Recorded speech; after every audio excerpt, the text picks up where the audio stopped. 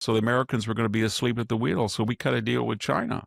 But if you want your Panama Canal back in its old mode, pro-American mode, then you've got to kick them out for us. We can't do it. So get BlackRock down here to seal the deal on the entry and exit ports and send in a big warship so the Chinese understand you're serious and we'll be your partner. In this recent interview on the Victor Davis Hanson Show with Victor Davis Hanson, we learn about Trump's trade war 2.0 with China, America's economic survival plan amid institutional collapse, and the urgent unraveling of DEI, education waste, and globalist distractions. Victor breaks down why the U.S. must pivot away from China now, how woke ideology is draining American strength, and why rebuilding national security, education, and sovereignty is the only viable path forward. Before we begin this discussion, don't forget to like, subscribe, and share this channel. Now let's hear more from Victor Davis Hanson. He still has, and for negotiating purposes, that's still de facto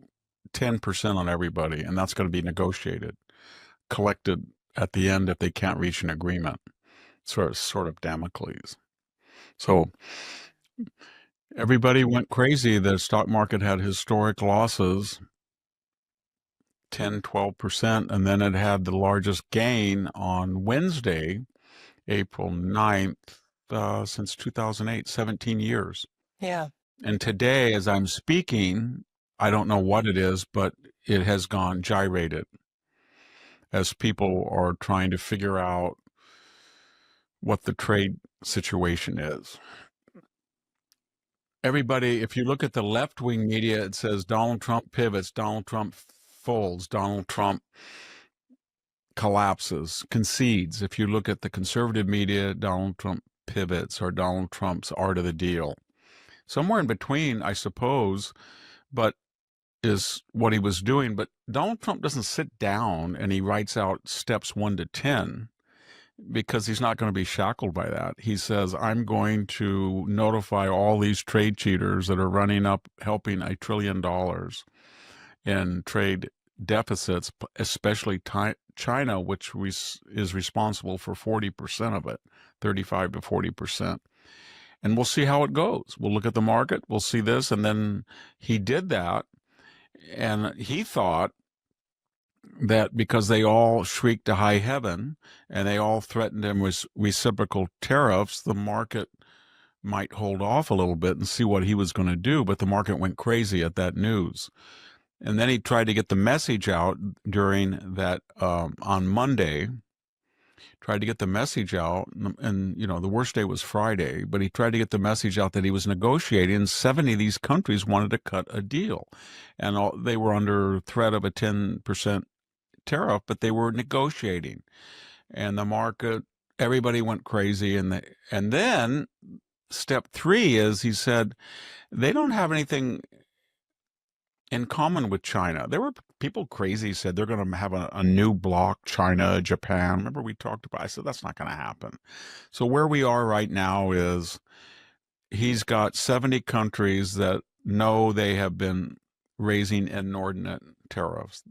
Privately, they know the jig is up. They just it's just a question of how much can they give up. And he's going to select, I imagine, I'm just pontificating here, but I think he'll pick 2 or 3 big ones. Germany, France, EU in total, Japan, South Korea, and he will say to them, let's cut a deal. It won't be what he wants completely, but it will reduce their deficits, our deficits with them sizably. At that point, I think the plan is the other states will fall in line and they'll all look at China and they'll say, as Panama is today, we didn't want to deal with Panama, but we looked at Joe Biden and he was decrepit. And we remember the Obama years, and then we looked up what they did to you, and we didn't think you were going to be around. So the Americans were going to be asleep at the wheel, so we cut a deal with China. But if you want your Panama Canal back in its old mode, pro-American mode, then you've got to kick them out for us. We can't do it. So get BlackRock down here to seal the deal on the entry and exit ports and send in a big warship so the Chinese understand you're serious and we'll be your partner. And he's saying that that's what the Europeans are saying. If you look at German jobs and manufacturing, they've gone down about 20% because of China. Everybody says, well, it's just paranoid about China. No, it's the whole world, because when you look at their $4 or $5 trillion investment, they're creating products for which they don't really have a domestic market for. As we just heard Victor Davis Hanson discuss the China trade trap and Trump's aggressive counter strategy, now let's hear him elaborate on America's internal rot, specifically how bloated DEI programs, university grift, and broken institutions are threatening our national footing, and what real American rebuilding could look like. Victor reveals how weaponized government agencies and higher ed have become tools of ideological capture, not progress. Now, let's listen to what Victor Davis Hanson has to say. I don't think any president's ever had the entire cabinet there live without a script. And some of you are going to say on the left, well, it was scripted, it was obsequious, yes, but it was not scripted. I mean, people knew what they were going to say, but in a cabinet meeting that's live with reporters in the room, we know what Biden would think of that. They even had footprints for him stuck on the ground where to walk, and little stickies everywhere: turn left, turn right, stop, pause. And even when he read his script, you remember it said pause, stop, and he would read, I think we really got to reduce inflation, pause, stop. So my point is that anything can happen in those meetings. And I was thinking when I was watching it, they have a great cabinet. Marco Rubio, this Scott Besson has become kind of a folk hero. He's really articulate. He's really loyal to Trump. He knows Wall Street. But I couldn't imagine the first Trump cabinet like that. Can you imagine Trump sitting there and there's Rick Tillerson, who's called Trump a moron or an idiot, and then there's Mattis next to him, and my good friend HR, who had some disagreements, but let's not get HR into that. Let's just put John Bolton there instead. And you put all that array, Bill Barr or Jeff Sessions, I just don't see it happening, do you? But these guys were like a symphony. They were all on the same page. And they're getting stuff done that's just amazing. Oh, that they've got, there was a subtext to that.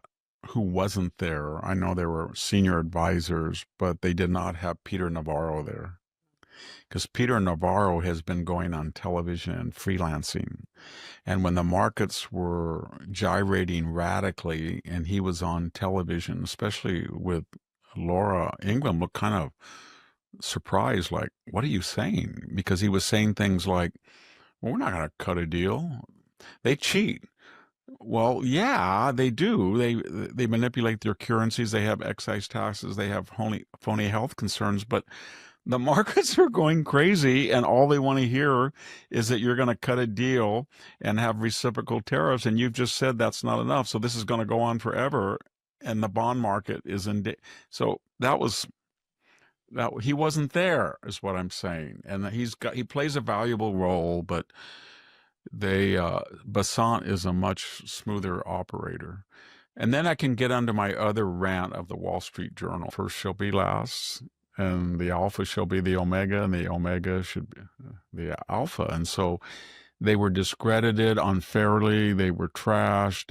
All of their obsequious advisors tried to railroad them. All they wanted to do was investigate. And the only reason one guy was working on pornographic income that wasn't reported, and somehow he found reference to these pictures, and then he started investigating the laptop, and he found out that Hunter hadn't even filed a 1040, and it was by accident. And then the Biden people went over it. I love this because on the left-wing media, they're always, Trump is trying to use the government to weaponize law for... whatever he does, he's never going to catch up with what they did. They did every single agency: IRS, CIA, FBI, DOJ, DOD. They weaponized everything. So I thought that was kind of funny. But that was thematic, though, of all of Trump's appointments. HHS during COVID said that Bob Kennedy, Bobby was a nut. He's running it. Jay Bhattacharya was persona non grata. Fauci the other day said, well, I just disagreed with him. I didn't try to destroy him. And then he has those emails that say, how do we neutralize him and stuff. To watch the full interview, check out the link in the description. Victor Davis Hanson delivers a harsh truth. We're being drained from the inside by bad trade, bloated institutions, and unserious leadership. Trump's vision of cutting ties with China, crushing DEI waste, and reshaping America's labor economy with skilled workers offers a path forward. 2 questions for the audience. Can America truly break from China without collapsing its own economy first? Should universities be forced to eliminate DEI and shift toward trade and tech-focused programs? Thank you for tuning in. If you enjoyed this discussion, please subscribe, like, and share our video for more engaging content exploring the innovative world of decentralized technologies. SIM swap fraud is sweeping the globe, and your mobile security is at risk. Switch to Ifani and lock out SIM swap fraud and get the most elite mobile protection in the world.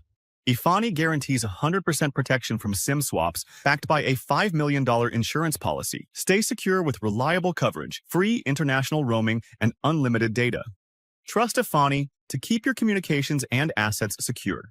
Get military-grade protection, 24/7 concierge service, and a hassle-free upgrade. Click the link below for $150 off.